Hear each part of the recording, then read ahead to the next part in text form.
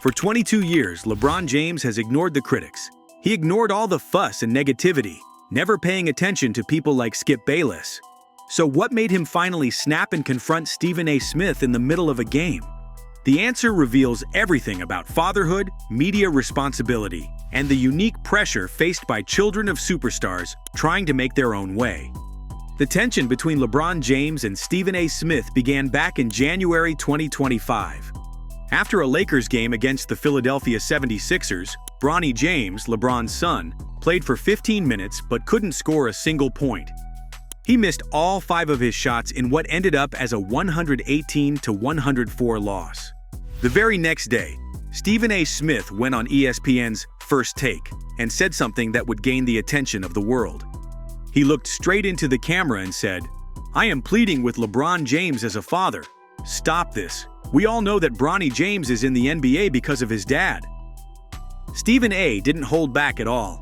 He questioned how LeBron was helping his son by putting him in situations where he wasn't likely to succeed.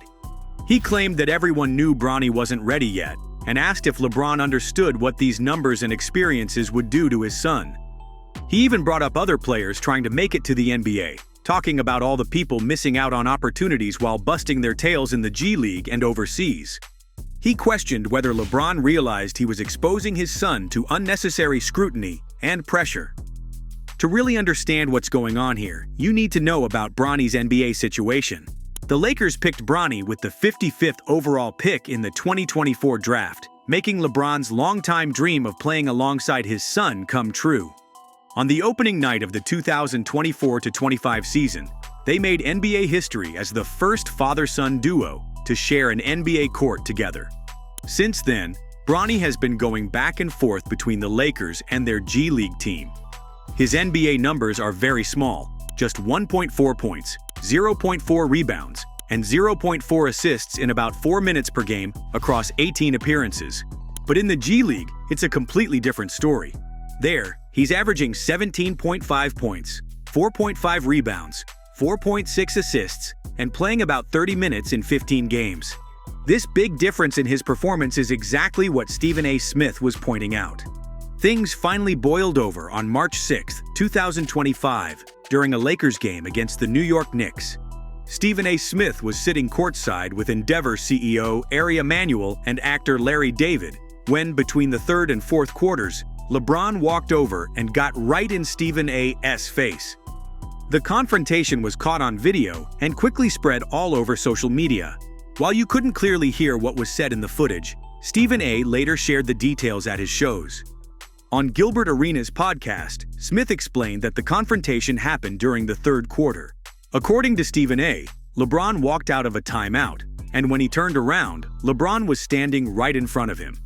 In a more detailed account later, Stephen A. described how LeBron reportedly approached him and said, "Stop F. King with my son. That's my son. Stop F. King with my son." When Stephen A. responded with surprise, LeBron doubled down, insisting man-to-man that he needed to stop talking about his son. Stephen A. noted that he could clearly see how furious LeBron was during this exchange. The morning after the confrontation, Stephen A. addressed the incident on ESPN's First Take. He tried to frame LeBron's actions as those of a concerned father rather than an NBA superstar. Smith explained that it wasn't a basketball player confronting him, but a parent, a father. He said he couldn't be angry or feel slighted by LeBron in that situation, acknowledging LeBron's reputation as a wonderful family man and father who deeply cares about his son. He recognized that LeBron clearly took exception to some of his comments and felt the need to confront him about them. Stephen A. emphasized that the confrontation was entirely about Bronny. He suggested that LeBron seemed to believe his criticism of Bronny stemmed from his relationship with LeBron himself. Stephen A. clarified that he was discussing Bronny's situation because of the position he was in, not just Bronny as an individual. Despite understanding LeBron's parental instincts, Stephen A. stood firm on his principles as a journalist. He explained that while journalists are taught to avoid making enemies, they aren't paid to make friends. His job was to call things as he saw them, and that's exactly what he believed he was doing. Instead of dying down, the conflict only got more intense in the days after the confrontation. Stephen A. discussed the incident across multiple platforms: his social media, his podcast, and other media appearances. On March 12, 2025, Stephen A. appeared on former NBA player Gilbert Arenas' podcast, where his tone had shifted considerably. He now characterized LeBron's actions as weak and nonsensical, a stark contrast to how understanding he had initially seemed about LeBron's parental concerns. During the podcast, Stephen A. added an interesting detail about the game. He mentioned noticing Bronny during a timeout in the first quarter, looking visibly sad.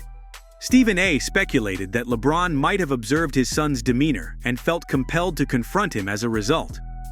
An interesting twist to the story came when Michelle Beadle revealed on the show Run It Back that LeBron had allegedly tried to address the issue privately before confronting Stephen A. in public. Beadle mentioned that there had been additional stories suggesting LeBron allegedly tried to reach out privately to Stephen A. before the public confrontation, but Stephen A. apparently didn't respond to these attempts. This revelation suggests that the courtside confrontation might have been LeBron's last resort rather than his first choice for dealing with the situation. The latest development came on March 10, 2025, when footage surfaced of LeBron James apparently explaining to his former teammate and current ESPN analyst Richard Jefferson what specifically bothered him about Stephen A.'s comments. Before the Lakers game against the Boston Celtics, James had a brief conversation with Jefferson, who was there to call the game for ABC. While their full conversation wasn't broadcast, footage captured parts of their talk. In the video, LeBron appeared to explain that when Stephen A. framed his criticism as pleading with you as a father, that's when he couldn't tolerate it anymore. This statement suggests that Stephen A.'s framing of his criticism as a plea, as a father, really got under LeBron's skin. It seems LeBron felt that Smith was questioning his parenting decisions rather than just talking about basketball. This feud between LeBron and Stephen A. is about more than just a disagreement between a player and an analyst. It highlights the unique challenges faced by children of famous athletes trying to make their own way in the same sport. Bronny James has been under intense scrutiny since high school, with everyone comparing him to his legendary father. That's an enormous amount of pressure for any young player. Stephen A., while critical of Bronny's NBA journey, has maintained that he believes the young player has potential. In his January commentary, Smith expressed appreciation for what they were seeing from Bronny in the G League, saying that's where he belonged as he honed his skills and legitimately earned his spot. He affirmed his belief that Bronny had the potential to do just that. Smith also made it clear that he was rooting for Bronny James, saying it would be cruel to root against him.